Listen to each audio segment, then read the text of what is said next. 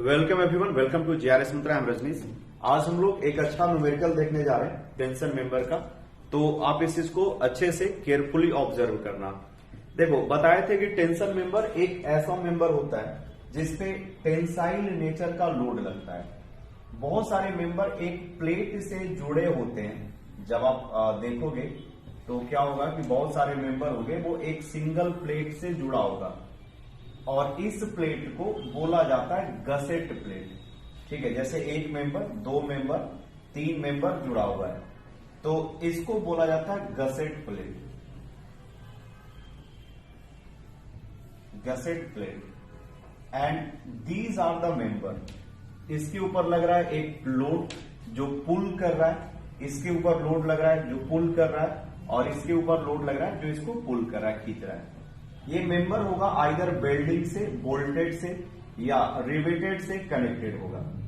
इस मेंबर को हम लोग बोलेंगे टेंसाइल मेंबर। ठीक है, हम लोगों को टारगेट ये होता है, या हम लोगों का टारगेट ये होता है कि ये फाइंड आउट करें कि जो प्लेट है लोहे का बना हुआ है उसका जो डायमेंशन है, जैसे इसका कुछ विड्थ दिया रहेगा, ठीक है, और इसका थिकनेस दिया हुआ होगा, तो उसके करस्पॉन्डिंग, इसके चौड़ाई और इसके थिकनेस के करस्पॉन्डिंग हम लोग इस मेंबर पे कितना लोड लगा सकते हैं। How much load we can apply here. यहां पे कितना लोड लगा सकते हैं, और जो लोड लगाएंगे वो दैट मस्ट बी सेफ। वो ऐसा लोड होना चाहिए जिससे क्या हो जाए, ये मटेरियल, ये जो मेंबर है वो सेफ रहे। तो हम लोग यहाँ पे सेफ्टी का ध्यान रखेंगे, और इसके लिए ध्यान से देखना, तीन तरह का मोड ऑफ फेल्यूर हम लोग देखे थे। इसको बोला जाता है रिवीजन। ठीक है, we are revising in 5 minute. 5 minute में रिवीजन होगा। हम लोग देखे थे मोड ऑफ फेल्यूर। क्या बोले थे? Mode of failure, FAILURE। यहां पे जो लोड निकालते हैं P, इसको बोला जाता है डिजाइन। वर्ड क्या यूज कर रहे हैं? डिजाइन। डिजाइन टेंसाइल, टेंसाइल, और ये स्ट्रेंथ को चेक करता है। तो डिजाइन टेंसाइल स्ट्रेंथ लोड बोल सकते हो, या स्ट्रेंथ लिखकर छोड़ दोगे। यानी यहां पे हम लोग इसका मजबूती चेक कर रहे हैं, और यहां पे FOS या पार्शियल सेफ्टी फैक्टर या फैक्टर ऑफ सेफ्टी का यूज करने जा रहे हैं। मोड ऑफ फेल्यूर में पहला था ग्रॉस सेक्शन यील्डिंग। क्या बोल रहे बाबू? ग्रॉस सेक्शन, सेक्शन यील्डिंग, यानी मेंबर है वो ग्रॉस सेक्शन में, तो यहां पे आपको ग्रॉस सेक्शन दिखाई देगा। ग्रॉस सेक्शन में यील्ड करते हुए फेल होगा, तो ग्रॉस सेक्शन यील्डिंग में हम लोग लेते हैं FY। ठीक है, फैक्टर ऑफ सेफ्टी होता है गामा M0, जिसका वैल्यू होता है 1.1, और तीसरा जो एरिया लिया जाता है वो ग्रॉस एरिया लेते हैं ऑलवेज। ठीक है, ये तीन टर्म आप याद रखोगे। नेक्स्ट मोड ऑफ फेल्यूर है, उसको हम लोगों ने नाम दिया था नेट सेक्शन रप्चर। क्या बोले थे? Net section, net section, net section rupture, rupture, net section rupture. Revision में अच्छे से आप ध्यान दोगे। ठीक है, यही चीज हम लाइव में आके यूट्यूब पे बताएंगे तो एक अलग से लाइव लेक्चर बन जाएगा, लेकिन हम चाह रहे हैं कि थोड़ा थोड़ा चीज आपको हम हमेशा रिवाइज करते रहे, ताकि आपका कॉन्सेप्ट है वो काफी स्ट्रांग हो जाए। तो जब बात करते हैं नेट सेक्शन रप्चर का, तो जहां पे मेंबर में होल कर दिया जाता है, जैसे एक प्लेट है, तो इस प्लेट में जैसे ही आपने बोल्ट कनेक्शन के लिए एक होल कर दिया, तो ये जो नेट एरिया है ना, ये कम जाता है। ये नेट एरिया होता है वो ग्रॉस एरिया के कंपेयर में कम होता है। तो यहाँ पे टूटने का या रप्चर होने के चांसेस होते हैं। यहाँ पे किस चीज का चांस होता है? रप्चर होने का। ठीक है, तो इसके लिए नेट सेक्शन रप्चर के लिए जो हम लोग फॉर्मूला लिखवाए थे वो आपको बताए होंगे। जो नेट एरिया है वो ने आपको 0.9 FU लेना पड़ेगा। ठीक है, और उसके बाद आप गामा M1 का यूज करोगे, तो यहां से एक ऐसा लोड मिलेगा जो बताएगा कि मेंबर है वो किस लोड पे टूट जाएगा। ठीक है, या बोल सकते हो कि सेफ्टी के लिए वहां पे हम लोग थोड़ा सा कैलकुलेशन करते हैं कि how much safe load we can apply there. तो यहाँ पे FU का यूज होता है, एरिया है वो नेट एरिया यूज करते हैं, और factor of safety gamma M1 होता है, जिसका वैल्यू 1.25 होता है। आ गया बच्चा यहाँ पे।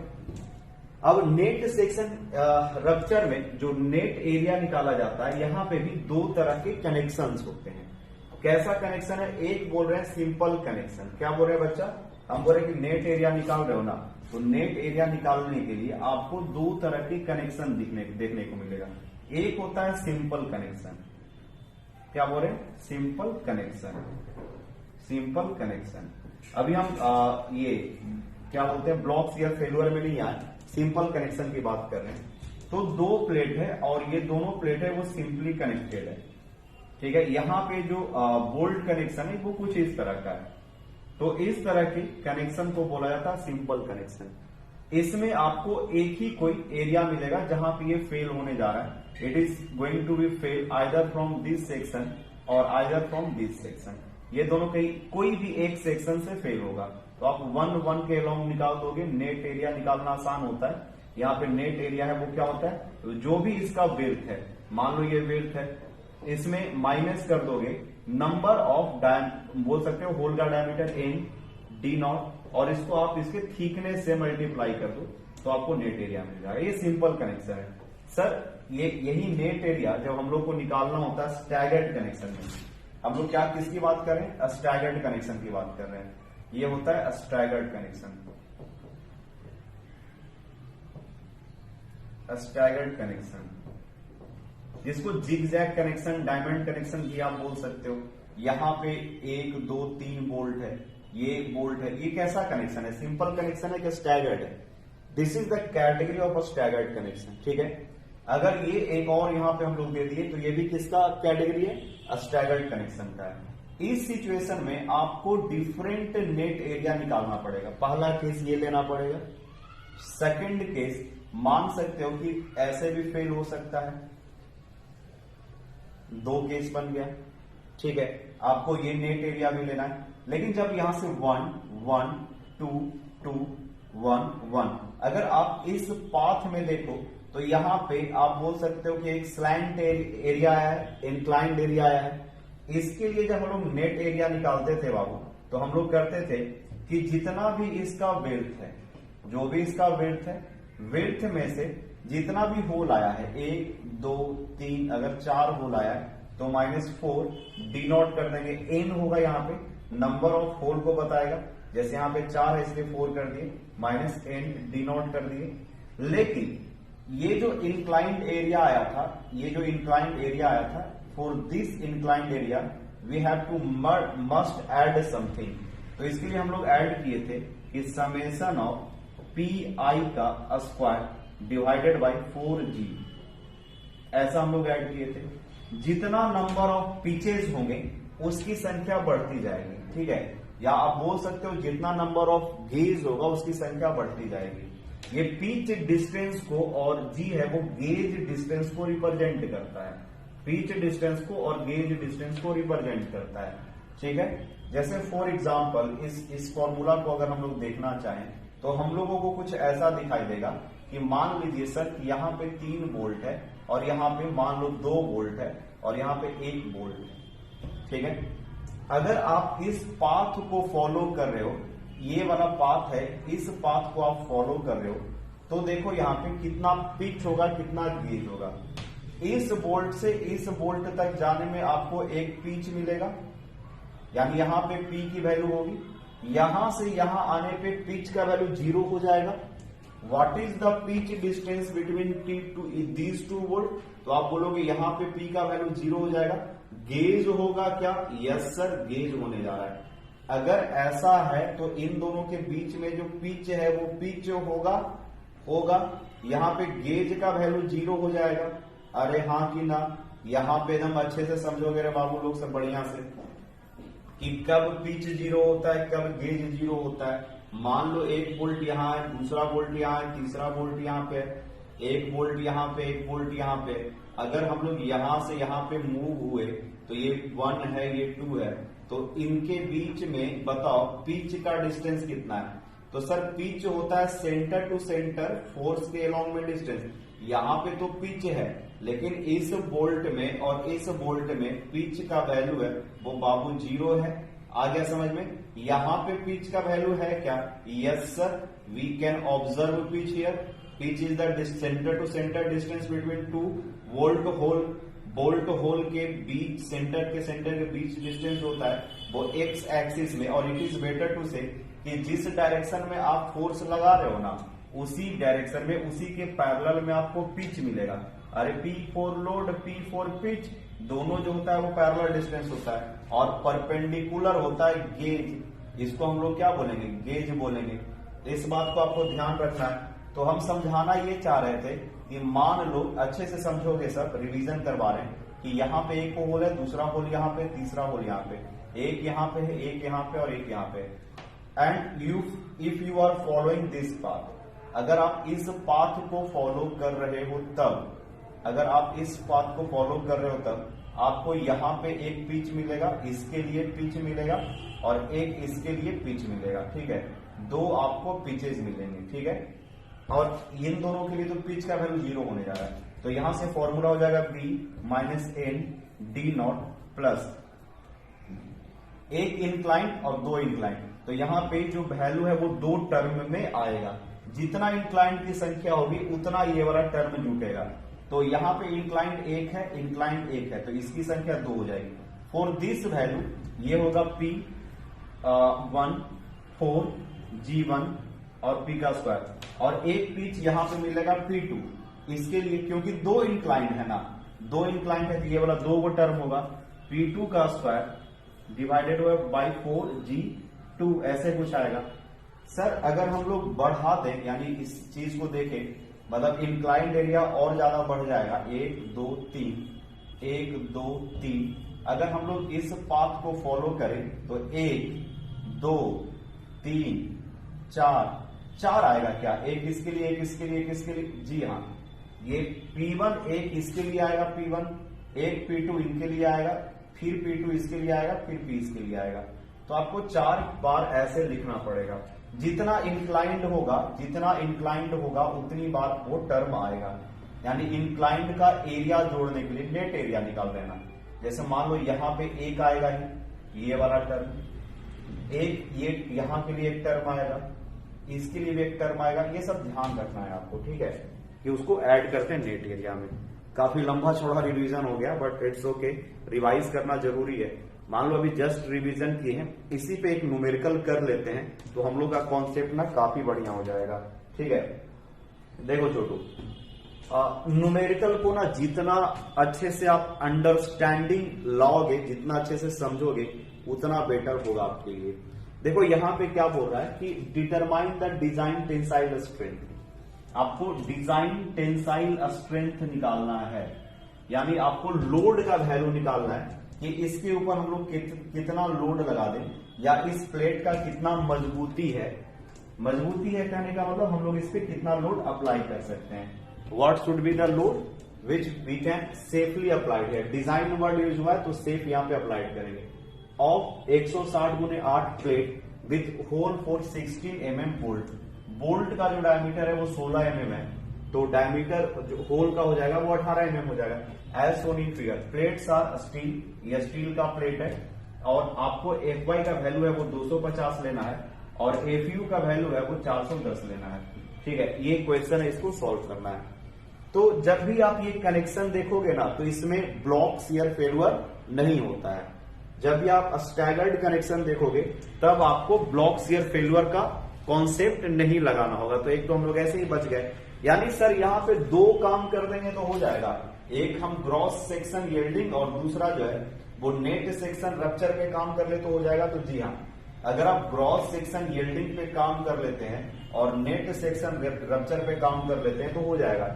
अब स्टैगर्ड कनेक्शन में आप क्या करोगे, कभी भी ब्लॉक शियर फेल्यूर के बारे में डिस्कशन नहीं करोगे। ये सिंपल कनेक्शन में होगा, या जब एंगल देखेंगे आगे कि एक प्लेट से कोई एंगल सेक्शन कनेक्टेड है, इन दैट केस या in those cases we are going to study about the block shear failure. तो जब भी सिंपल कनेक्शन दिखे तभी वहां पे ब्लॉक शियर, यहां पे ब्लॉक शियर नहीं होता है, यहां पे डिफरेंट नेट एरिया आता है, और जिसका नेट एरिया सबसे कम होगा, नेट एरिया कम मतलब वो वीक सेक्शन होगा, कमजोर होगा। वीकर सेक्शन कौन होगा, जहां पे नेट एरिया कम होगा। टूटेगा कहां पे, जहां पे मजबूती कम होगी, वहीं से रप्चर होने जा रहा है।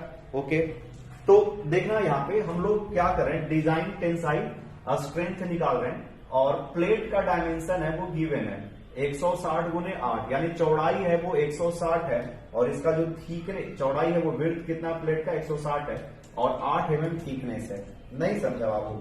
मतलब एक प्लेट ऐसा है ना बच्चा, ध्यान से समझना, एक प्लेट है वो ऐसा है।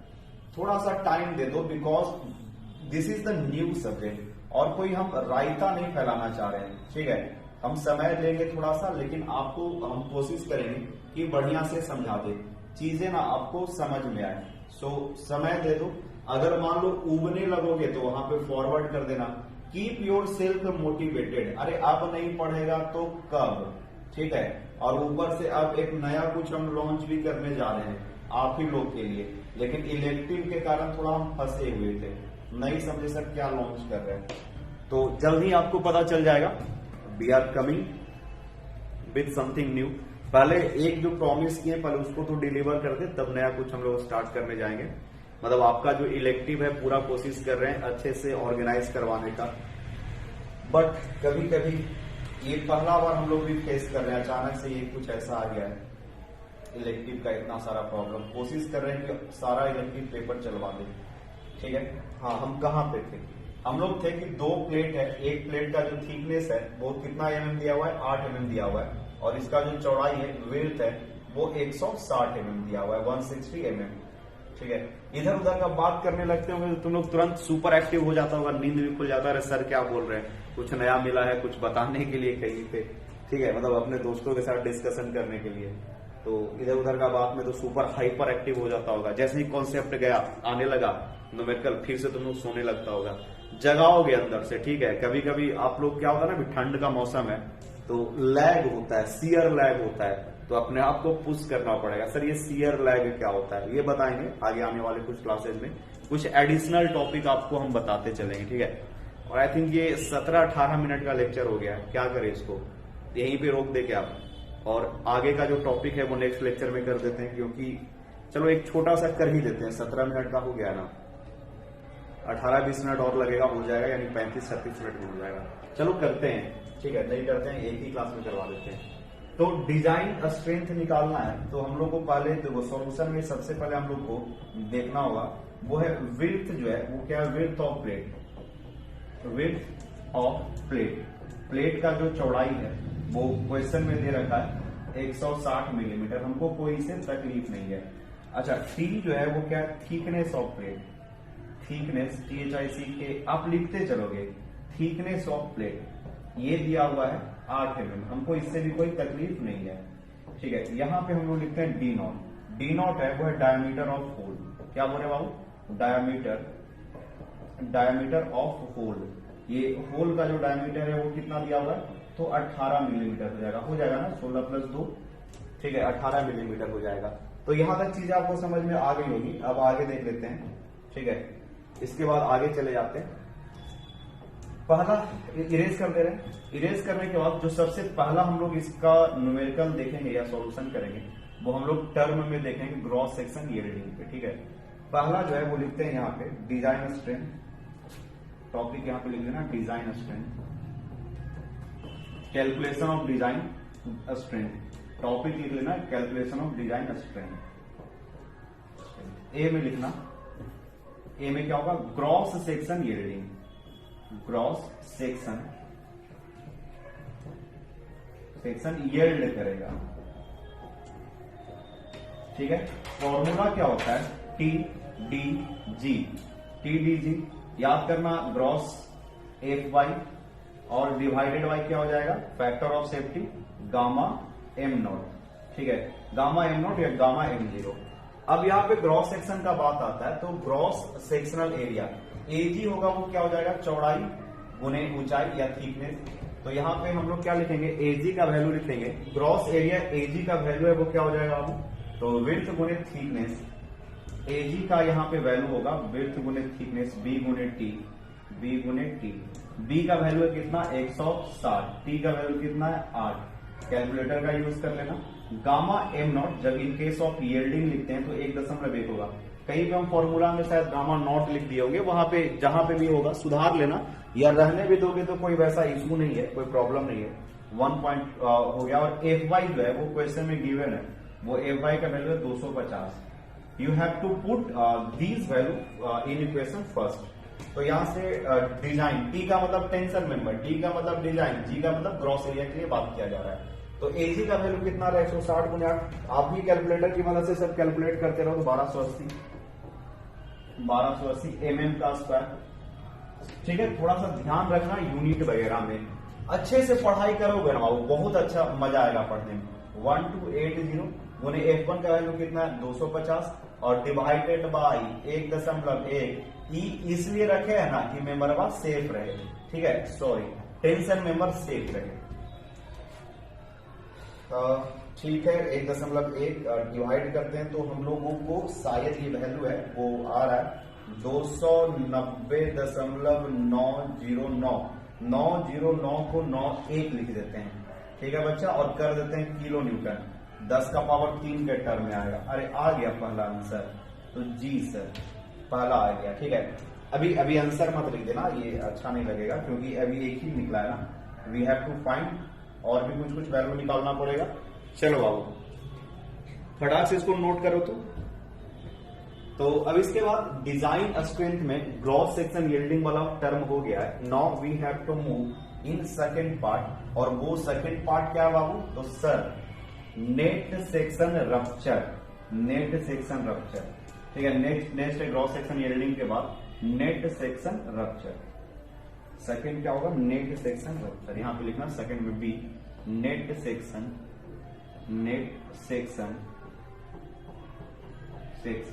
रप्चर। कहीं ना कहीं बोलो कुछ चीजें ना कभी कभी आसान हो जाता है, कभी कभी मुश्किल कर देता है। जैसे इसमें ब्लॉक शियर फेल्यूर के बारे में नहीं पढ़ना है, सो इट्स गुड थिंग, अच्छा चीज है कि ब्लॉक शियर फेल्यूर के बारे में नहीं लिखेंगे जब कनेक्शन स्टैगर्ड हो जाएगा।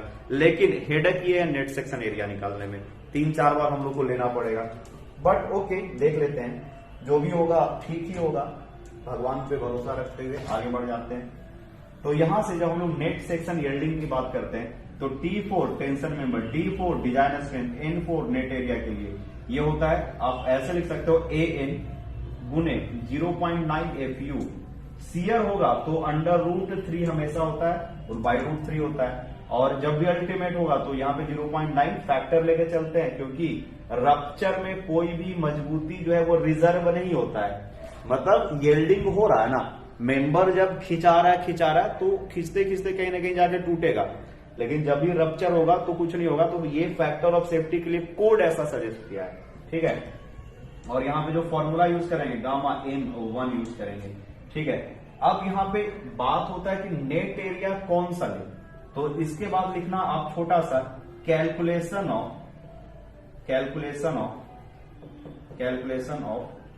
नेट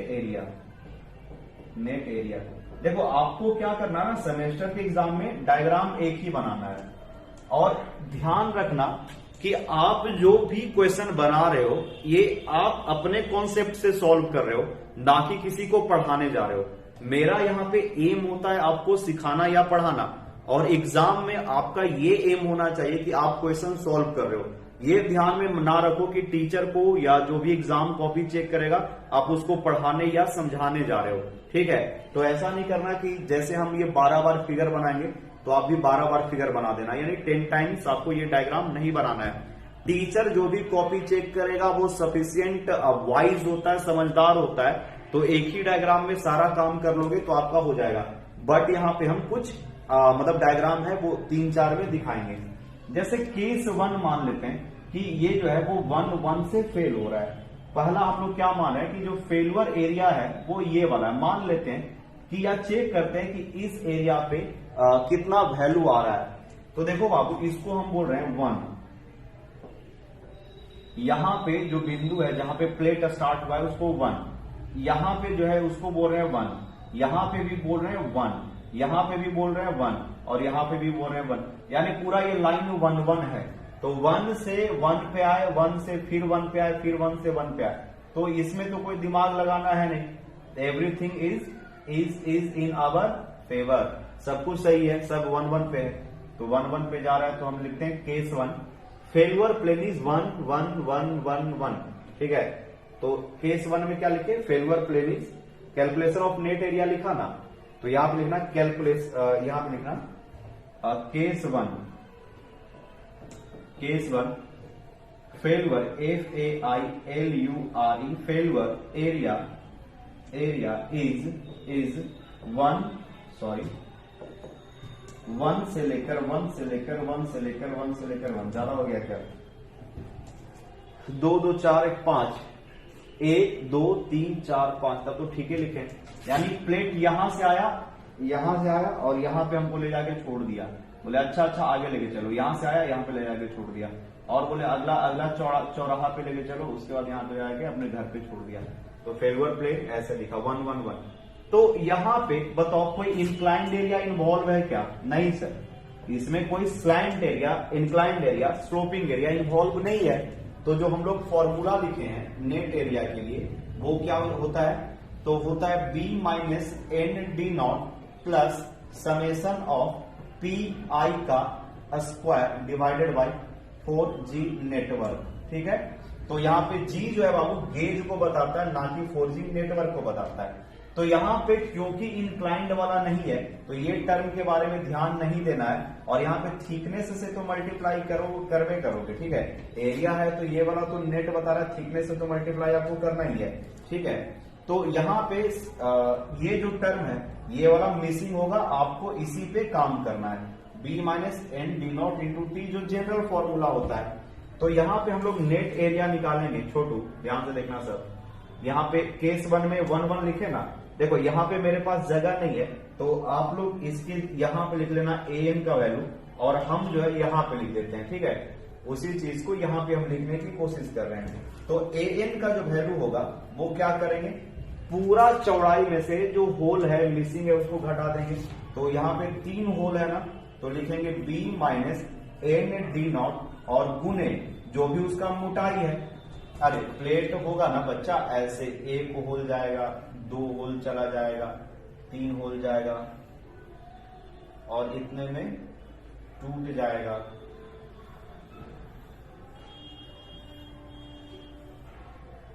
ठीक है, ये वाला रहा। तो B में से आपको क्या घटाना पड़ेगा और इसमें क्या मल्टीप्लाई करना पड़ेगा, T को। तो B का वैल्यू 160 है, माइनस नंबर ऑफ होल 1 2 3 है, और माइनस D0 का वैल्यू 18 लिख दिए और इंटू 8 कर दिए। तो छोटू एक पहला केस में एरिया कितना गया, कहां गया कैलकुलेटर, 160 माइनस 54 गुने 8, तो आ गया 848 mm का स्क्वायर। ये हो गया पहला केस में एरिया। इसको जल्दी से नोट करो और आगे बढ़ते हैं। जल्दी से नोट करो इसको अच्छे से।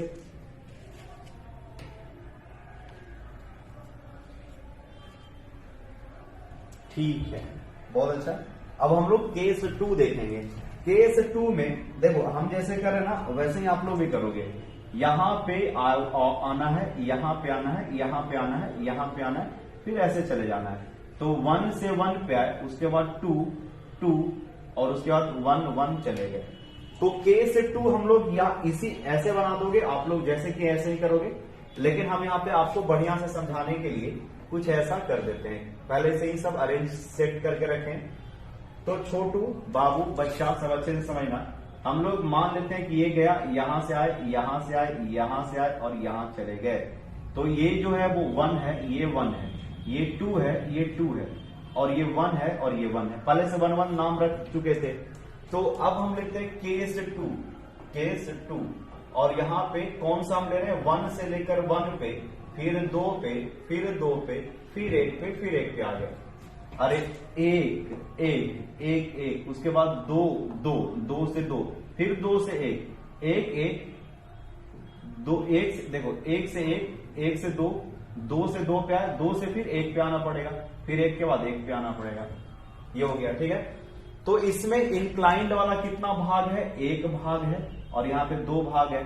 तो यहाँ पे जब हम लोग ए नेट लिखेंगे तो लिखेंगे यहाँ पे B minus ND0 diameter of hole plus summation of, जितनी बार इंक्लाइंड आएगा उतनी बार आपको लिखना पड़ेगा, PI का square divided by 4G network, और गुने आपको थिकनेस तो मल्टीप्लाई करना ही है। तो B का वैल्यू रहने देते हैं, फिलहाल लिखते हैं B, अच्छा लिख ही देते हैं। 160 माइनस 3, कितना वोल्ट है इसमें, 1 2 3 4 वो इन्वॉल्व है, तो 120 माइनस 4 को वोल्ट इन्वॉल्व है, इसको 4, डी नोट का वैल्यू 18 और प्लस, देखना छोटू, एक इसके लिए लिखेंगे तो लिखेंगे P1 का स्क्वायर 4G1 प्लस, दूसरा इसके लिए लिखेंगे तो इसके लिए लिखेंगे P2 का स्क्वायर डिवाइडेड बाई 4G2, अरे गुने 2, ठीक है बाबू। देखो 160 माइनस 18 72 हो जाएगा 72 प्लस, अब देखो यहां से यहां पे गए तो P का वैल्यू 40 है तो हो जाएगा 40 का स्क्वायर डिवाइडेड बाय 4, और गेज का वैल्यू क्या है, अरे ई दोनों बोल्ट में गेज का वैल्यू 25 है तो हो जाएगा 25, और जब यहां पे देखेंगे तो यहां पे हो जाएगा P2, यानी अब इसको 2 से भी आगे डायरेक्ट मल्टीप्लाई करोगे ना, क्योंकि यही वाला टर्म ना 2 बार है, this term is same to this term, both this 2 terms are same, okay. तो यहां पे हम लोग देखो, यहां पे जब देखेंगे तो कितना आ गया, 40 ही ना रहेगा, पिच का वैल्यू तो 40 है, ऊपर वाला 40 नीचे वाला भी 40 है, तो 40 का स्क्वायर डिवाइडेड बाय 4 और गुने 25, यहां पे इसके और इसके बीच में जो गेज डिस्टेंस है ये 25 है, तो गुने 25, आप इसको 2 बार लिख दोगे तो भी चल जाएगा, और नहीं तो बच्चा गुने गुने गुने टी होगा, 2 क्यों किए, अच्छा ये बता रहे थे ऐसे ही, और गुने टी होगा यहाँ पे 8, कैलकुलेट कर लो जल्दी से, 40 का स्क्वायर डिवाइडेड बाय 100 गुने 2 माइनस 72 प्लस 160 गुने 8 960, आपका भी आया क्या 960 mm का, जल्दी करो बाबू, जल्दी से लिखो 960 mm का स्क्वायर। केस 2 में ऐसा कुछ आया नेट एरिया, केस 1 में कितना आया था 848, केस 1 में हम लोग क्या लिए थे 848, ठीक है छोटू। अब यहां पे देखो तीसरा केस देखने जा रहे हैं, in third case I am going to take the failure plane is 1 से 1 पे आए, 1 से 2 पे गए, हम इसको ले रहे हैं,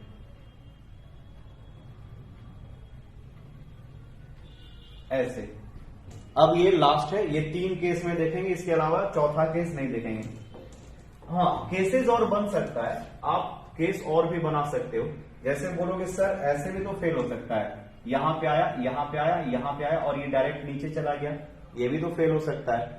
तो इससे कहीं कम एरिया जो है आपको यहां पे मिलेगा, होल ज्यादा है, इन दोनों पाथ में होल ज्यादा है, तो आपको फेल्योर प्लेन का चांसेस वहां पे ज्यादा रहेगा। 3 ही लेंगे जब बहुत हो जाएगा। देखो यहां पे तीसरा केस क्या ले रहे हैं बाबू, ध्यान से समझना, मान लो कि यहां पे फेल्योर प्लेन है, वो कुछ मटेरियल है वो ऐसे फेल होता है,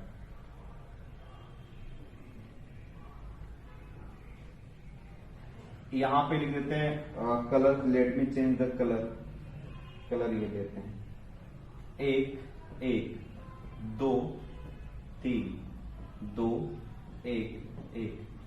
तो यहां पे केस 3 है, केस 3 में हम लोग नेट एरिया निकालने जा रहे हैं। केस 3 में क्या हो जाएगा छोटू, 1 से 1 पे गए, 1 से फिर 2 पे गए, 2 से फिर 3 पे गए, 3 से 2 पे आए, देखो क्या बोले 1 से 1 पे गए, लिख देते हैं यहां पे, साथ साथ में लेके चलते हैं। 1 से 1 पे गए, 1 से 1 पे गए, 1 के बाद 2 पे गए, 1 के बाद 2 पे गए, 2 के बाद 3 पे गए, 2 के बाद 3 पे गए, 3 के बाद 2 पे आए, 2 पे आए, 2 के बाद 1 पे आए, 1 के बाद फिर 1 पे गए, तो 1 1 2 3 2 1 1 फोन नंबर बन गया है वो, बढ़िया सा, ठीक है।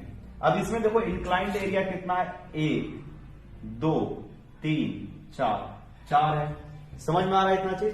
तो एनेट जब लिखोगे तो आपको लिखना पड़ेगा b minus N D naught plus summation of p i का square divided by 4G network, और गुने क्या करना पड़ेगा, इनटू टी।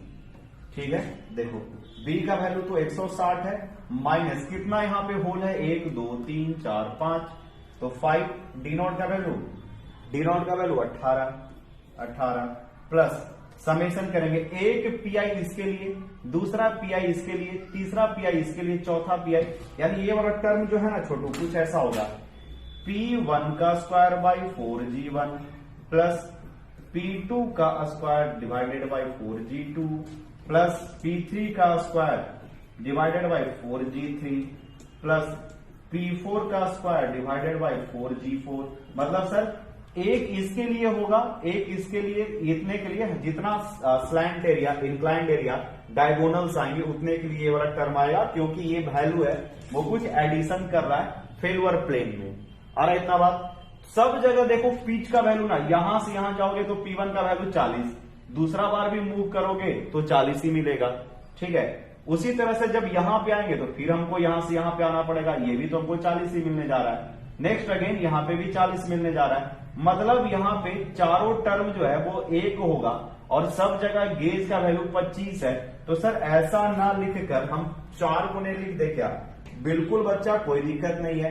तो 160 माइनस 18 × 90 प्लस 4 गुने पिच कितना है तो 40 का स्क्वायर डिवाइडेड बाई 4 गुने गेज कितना है 25 इंटू थिकनेस कितना है 8, यहां पे थिकनेस 8, टी का वैल्यू 8 है।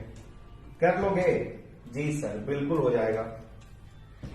तो 40 का स्क्वायर करते हैं डिवाइडेड बाई 100 गुने 4 माइनस 90 प्लस 160 गुने 8, ये वैल्यू आ रहा है 1072 mm का स्क्वायर, 1072 mm का स्क्वायर।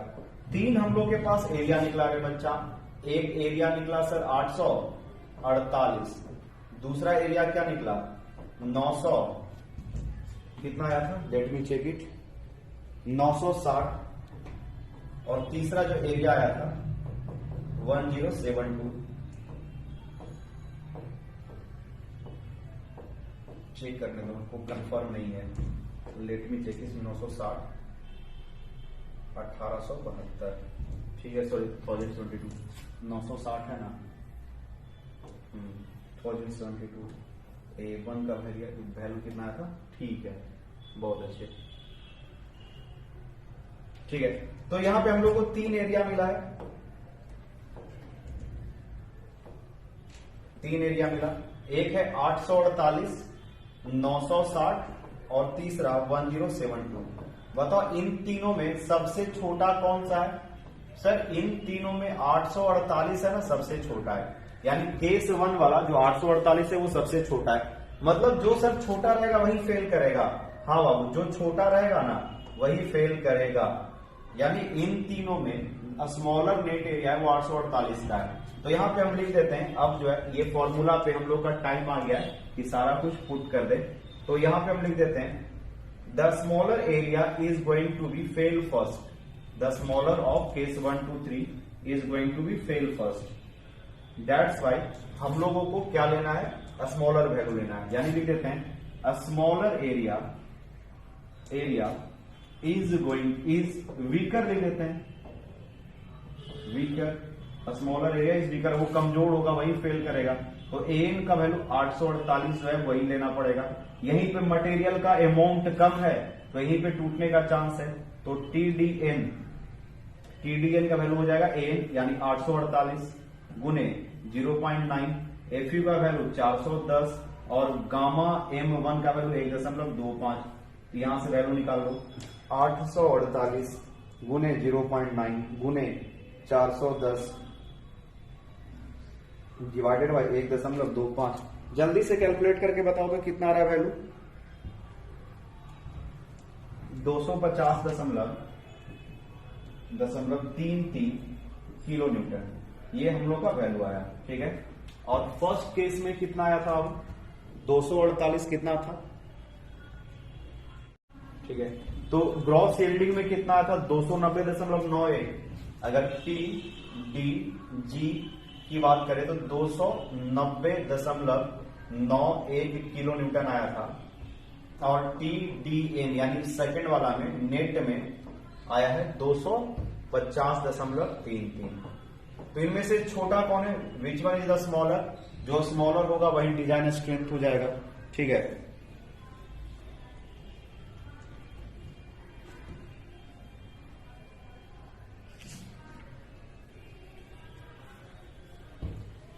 ठीक है, तो यहां पर लिख देते हैं strength of the plate is strength of plate is list बोल सकते हो स्मॉलर वैल्यू SMALL या स्मॉलर वैल्यू, जो छोटा होगा उसी को आपको लेना पड़ेगा। तो डिजाइन स्ट्रेंथ कितना हो जाएगा, equal to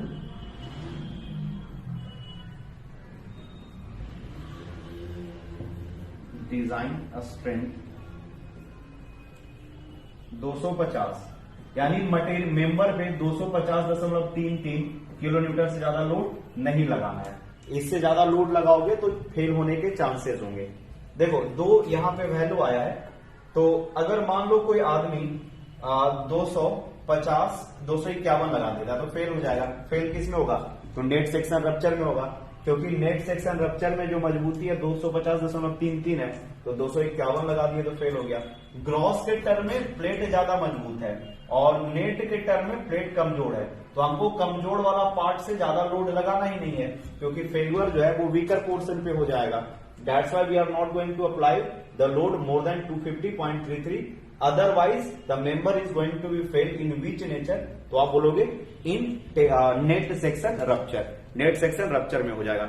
net section rupture में वो कमजोर है, उतना बम मारेंगे तो वो मर जाएगा, तो ज्यादा बम गोला बारूद लगाने की क्या जरूरत है, हम लोग इतने में ही उसका, समझ रहे हो ना। चलो ठीक है, यहीं पे रहने देते हैं आज का क्लास। मिलते हैं नेक्स्ट क्लास में, जहां पे आपको हम समझाएंगे शियर लैग क्या होता है, एंगल जब प्लेट से कनेक्टेड होगा तो उसका टेंसाइल स्ट्रेंथ हम लोग कैसे कैलकुलेट करते हैं। Thank you everyone.